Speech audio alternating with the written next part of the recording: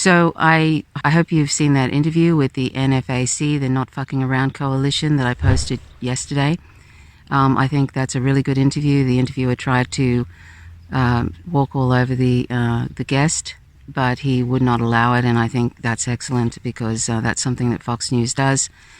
And I think he made some good points. Now, I wish that I had the connectivity here to interview the Black Agenda, somebody from the Black Agenda Report or the Black Alliance for Peace about this. That would be preferable to my talking about it briefly. But unfortunately, the connectivity in this area in my rural location is very poor and has been for the last year and a half. Hence, where I once did live interviews on Facebook and posted them here on YouTube with different excellent guests for a year or so, then everything changed when the connectivity decreased here to a significant degree that it wasn't possible to do that. So unfortunately, I can't do that. I can't interview anybody. So I'm just going to make a few comments about the NFAC. And I don't know anything about really the NFAC. It looks like it's similar to the Black Panthers. I don't know if they're socialist, but they have they have the same. Well, you've heard what he said in the interview, and I'll repost it at the end in case you missed it, or at least a link to it in the during the video. So it seems like it's similar to the Black Panthers of the 1960s, and I feel like what he said about that doesn't matter, that there is. I'm not for violence myself, but I also recognize that if you are in a colonized group, basically the black people in the United States are occupied by a militarized police and the state, and they've been oppressed significantly for a very, very long time since the inception of the country, which was basically a counter-revolution against, basically protecting slavery, really. And since that inception of that country, black people have been oppressed just ongoing in one way or another. And structural racism has kept a lot of black people in poverty and has led to poor health outcomes. And as you would be aware, they're continually murdered by the militarized police on a regular basis, almost on a daily basis, just for being black. Doesn't matter, they can just be sitting in the car, they can be running away, they can be drinking a cup of coffee, they can be sleeping in their bed like Breonna Taylor in her own home. And it's just basically, if you're black, you can be killed because you're black.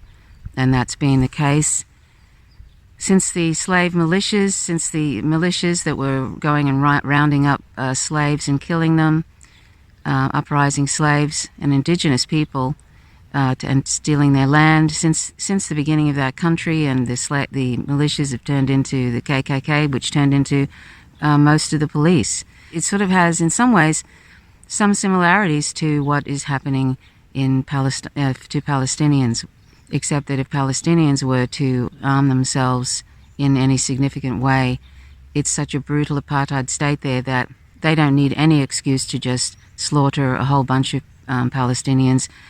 They do that in the Great March of Return when they're non-violently protesting. They kill medics, they kill paraplegics in their wheelchairs that are unarmed, they kill children, and they joke about it, and so forth.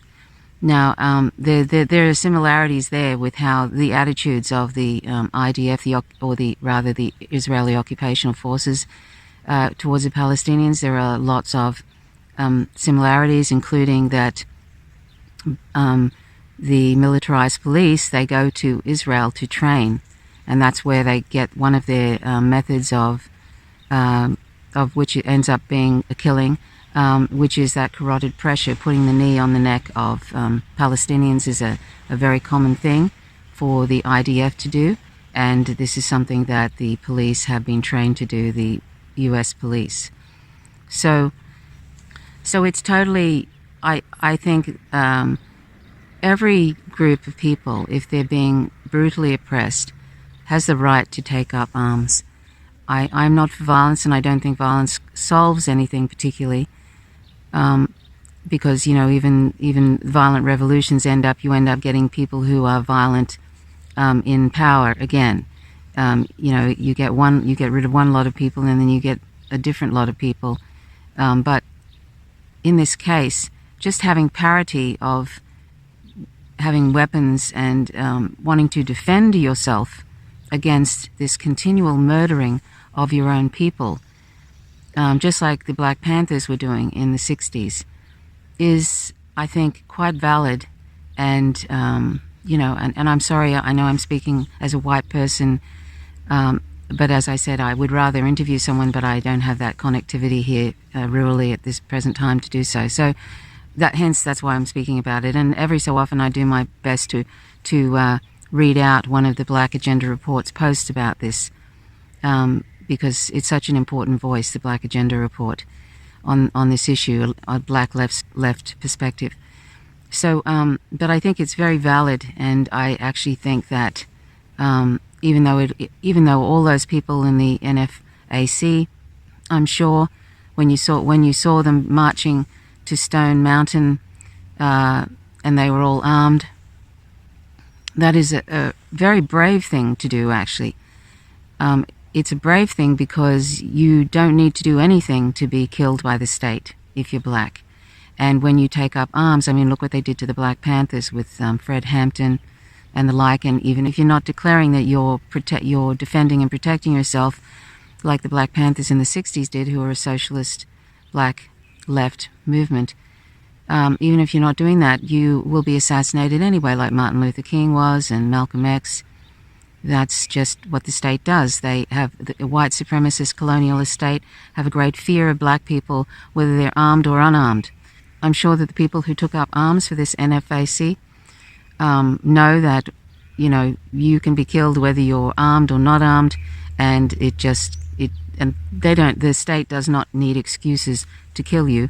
But I'm sure they know that when they do something like that, that gives them, the state, even more excuse to kill. And I'm sure the FBI has already infiltrated that group. I'm sure that they will be meddling. I'm sure that there will be agents provocateurs that will will try and manufacture consent via some sort of act of wanton violence of some kind, give consent to the public to dismiss that movement, to not give it validity, like they're trying, like the state and various mainstream media are trying to sort of focus on certain acts of violence towards property or something. These statues that are very unfortunate representations of white supremacy and colonialism and genocide. The mainstream media and certain different commentators on YouTube, etc., are trying to just make it a superficial sort of a protest, that it's, rather than looking at the deeper issues and the long-standing historical issues in relation to black people and the oppression of the state. And hopefully that won't be lost in all this, in the garbage that the mainstream media put out, or that some frightened white supremacist individuals keep putting out, including Fox News. I hope that there is no bloodshed on either side with the NFAC, but I hope that it actually, that this, and I kind of laughed when I heard the name, because it gets to the point, no fucking around coalition. I think that,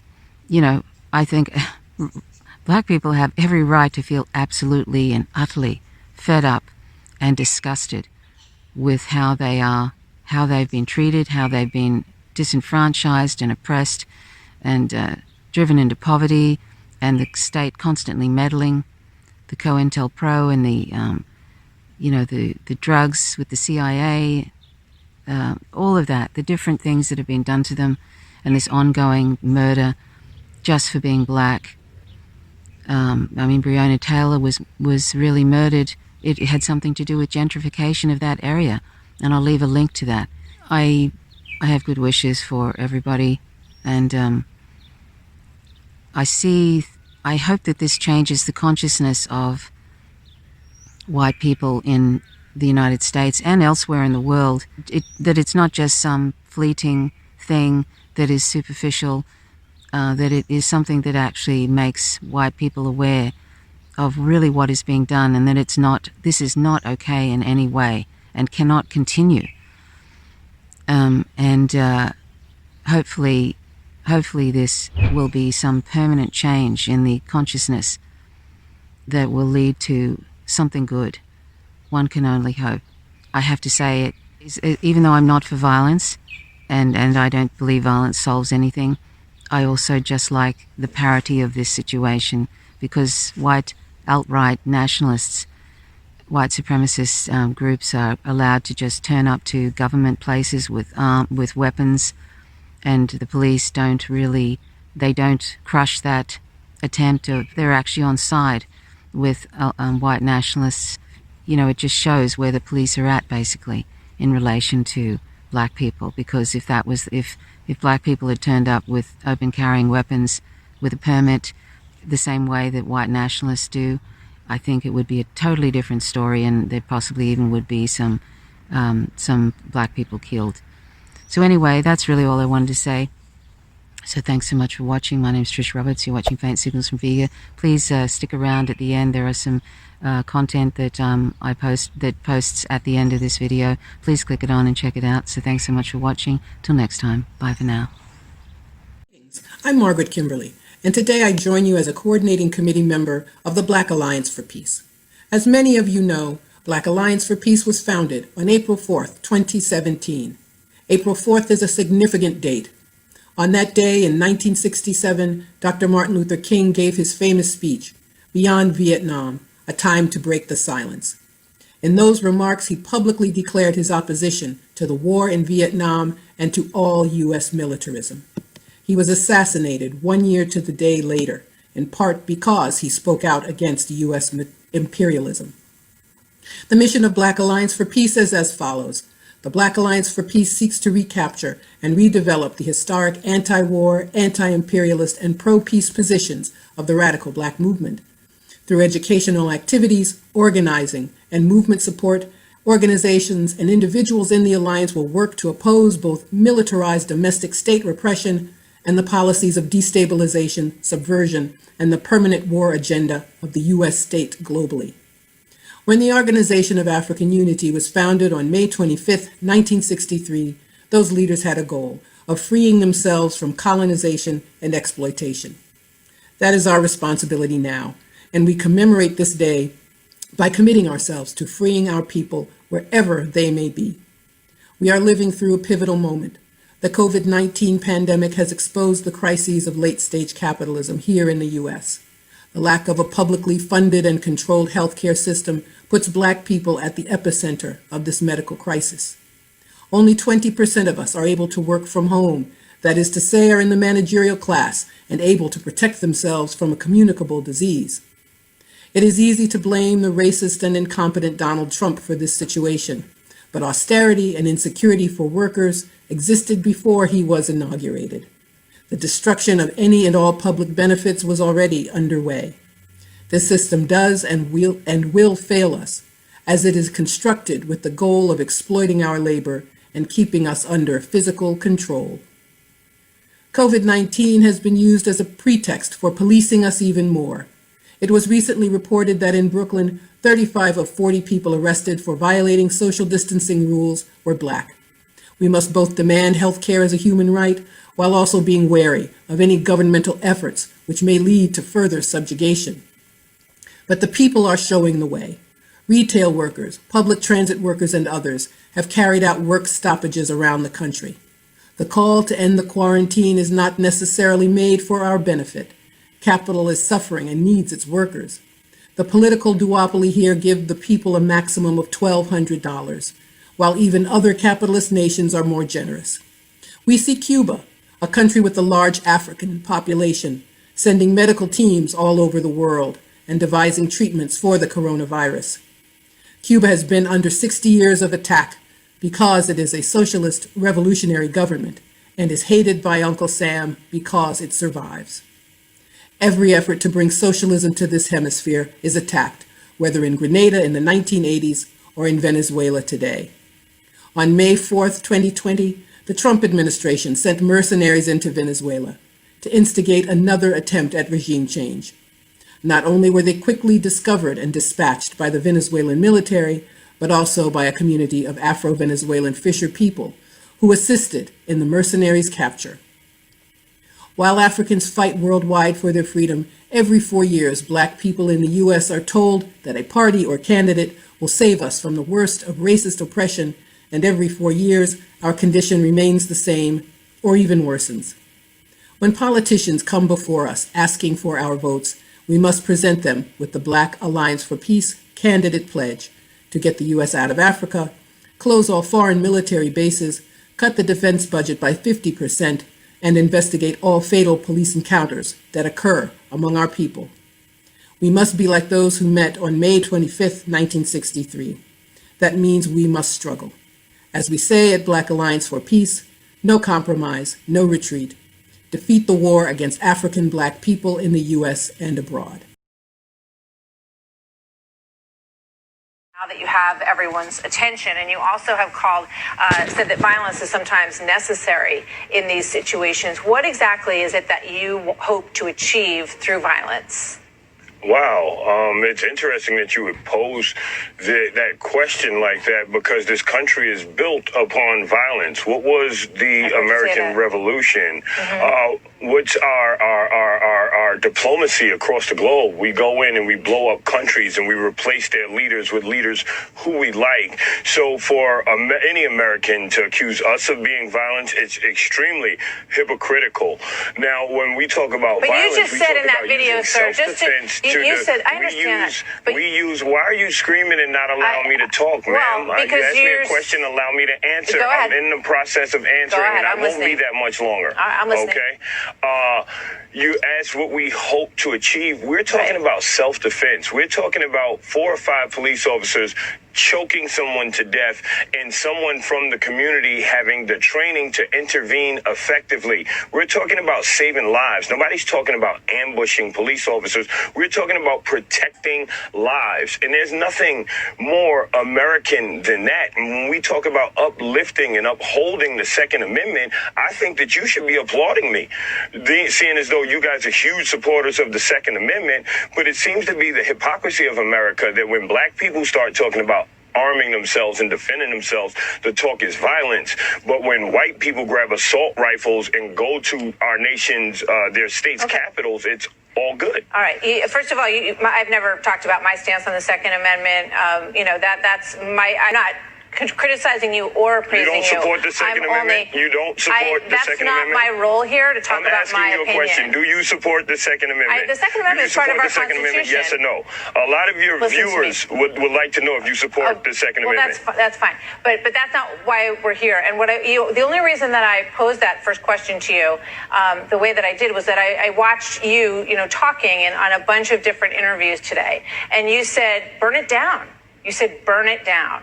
It's time." So that makes me think that you want to burn it down. I said if this country doesn't give us what we want, then we will burn down this system and replace it. All right. And I could be speaking figuratively. I could be speaking literally. It's a matter of interpretation. Like, let's be very real. And let's observe the history of the 1960s. When Black people were rioting, we had the highest growth in wealth and property ownership. Think about the last few weeks. Since we started protesting, there have been 8 cops fired across the country. You remember they were telling us that there was due process. That's why the cop that choked Eric Gardner to death had kept his job and received raises for 5 years. Anytime a cop hurt a woman, hurt a child, hurt pregnant people, hurt our elders, there was always a call for due process. You must wait. You must wait. But the moment people start destroying property, now cops can be fired automatically. What is this country rewarding? What behavior is it listening to? Obviously not marching, but when people get aggressive and they escalate their protests, the You feel country like that's when listens. you're getting results? Cops get fired. Now you have police officers. You have Republican politicians talking about police reform. I don't condone nor do I condemn rioting, but I'm just telling you what I observe. You're saying that that's what appears to be working and getting results right now, and maybe that is something for everybody to think about. I just want to put up this quote from Martin Luther King, and I've heard you talk about Martin Luther King versus Malcolm X, and you said that he was an anomaly, Martin Luther King. He said, "Let us be dissatisfied until that day when nobody will shout white power, when nobody will shout black power, but everybody will talk about God's power and human power." Do you agree with that? I love the Lord, and my Lord and Savior, Jesus Christ, is the most famous black radical revolutionary in history. And he was treated just like Dr. King. He was arrested on occasion, and he was also crucified or assassinated. This is what happens to black activists. We are killed by the government. Well, and if you need context, if you read your Bible, it'll say that Jesus had feet like burnt brass and hair like wool. I don't know if you noticed, but our hair seems to be more like wool, and we seem to be likened to that color than anyone else. And, it's just a hypocrisy and white supremacy in America and in the world that would show us portraits of a pasty white Jesus. Jesus was not white. We all know this. Okay. I think Jesus is Jesus to all Christians, and people interpret him in imagery in different ways. Obviously, he was from the Middle East. We all know that. That's obvious. So he wasn't a white man. We all know that, right? I don't know how. I don't we all know see Jesus how. And he was white, Middle right? Eastern. Yes, he was Middle East. Yeah. All right, we're gonna go. Thank you very much. I appreciate where you're coming from, and I appreciate you coming on tonight. And I know you're very passionate, and that you want what's best. So everybody has different aims and different ways to get there. But I appreciate you sharing your thoughts with I us just tonight. want black liberation and black sovereignty. Thank you very much.